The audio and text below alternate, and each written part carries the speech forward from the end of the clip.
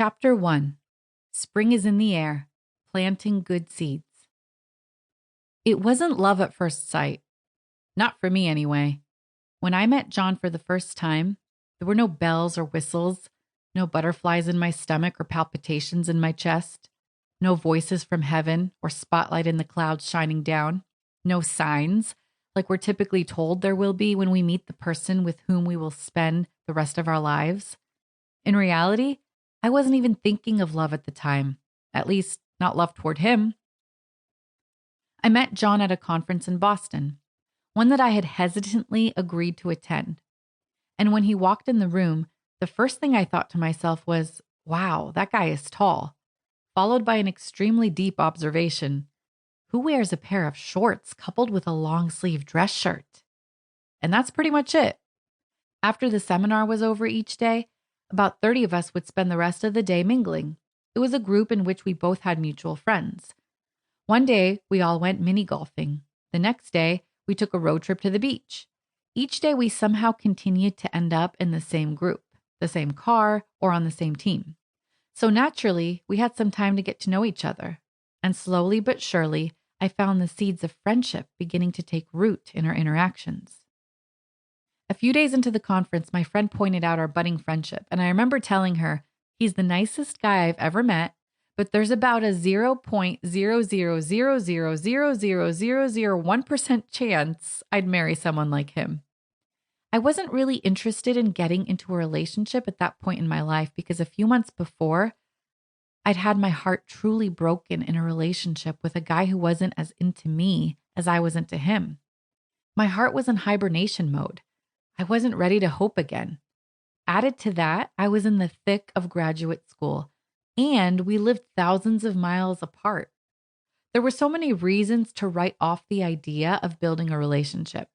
Yet, watching him interact with others, seeing his heart for Jesus, and listening to his absolutely hilarious stories made me want to be his friend.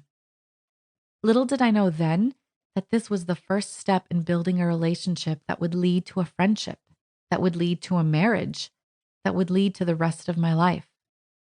The seeds we planted in friendship would ultimately reap a harvest in our future marriage, a flourishing marriage, more deep, intimate, and meaningful than I could have ever imagined. On the other hand, John says he knew I was the girl he was going to marry just a few moments after we met. Everything inside of him just knew. It is not surprising, I suppose, considering he is the romantic one in our relationship. Even so, it seemed to go against everything he knew and believed about relationships to feel so strongly so soon. The evening we met, he called his best friend to help him debrief these strange feelings he was having.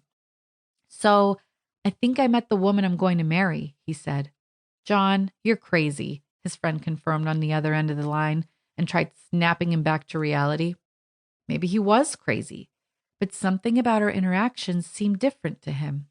Something about our new friendship made him want to invest in getting to know me and see where our relationship would go. When people ask us how we met, I love to listen to him tell his side of the story and compare all the differences between the thoughts and feelings we each had going into our relationship. But no matter how different our stories may seem at the outset, the next steps we had to take were the same. In order for us to know if this relationship was built to last, we first had to navigate through the 4 seasons of a relationship. A season for everything. When you met your husband, did you get a confirmation? I had just finished speaking to a group of 20 and 30-year-olds at a church in central Pennsylvania when one of the young ladies came up to me with this very interesting question. Confirmation, I asked, somewhat puzzled. What do you mean? From God. A confirmation from God, she specified, surprised that I even needed clarification. How unspiritual of me, I chuckled to myself, knowing that the only 2 things running through my mind at the word confirmation were my airline tickets and that class my Catholic friends had to take as kids to become part of their church. No, I replied casually. I could tell by the look on her face that this was not the answer she wanted.